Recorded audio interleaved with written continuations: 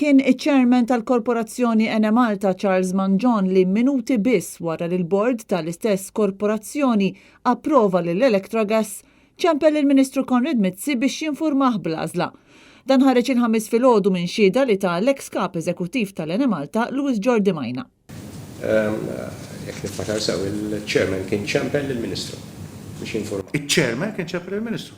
Chairman Charles Manjon ċempel il-Ministru. Chairman tal-bord tal-Enemalta. Fl-istess laqat għajmu wkoll mistoqsijiet dwar kif il-preżentazzjoni li natat minn David Gallia u mill-istess Jordi Majna jimqabel ma saret l-għażla tal-konsorzju rebbieħ kien hemm id-dikjarazzjoni li l-Enemalta kienet għażlet lill-Electrogas għal dan il-proġett. Jiġifieri dan li għandi jiena hawnhekk fil-presentation fejn jgħid ċar dwar il-preferred bidder li Enemalta Corporation is pleased to announce that the Electrogas Malta Consortium has been declared as the preferred bidder ġurnata qabel ma sar il-meeting fl-Enemalta.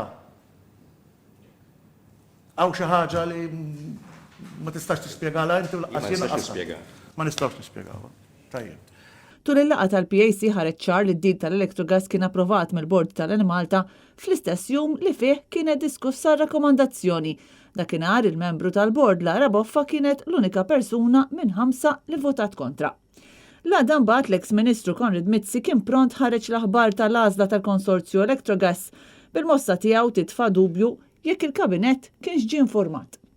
Intant fis-seduta tal-ħamis xed ukoll l-ex chairman u ex Ministru Laburista Charles Manjon.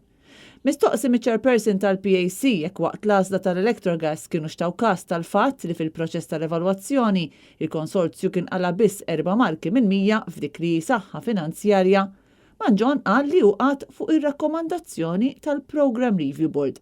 Ma ġibidilkomx l-attenzjoni li l-financial strength ġiet irrimarkata 4 out of 100? Ma jidillix.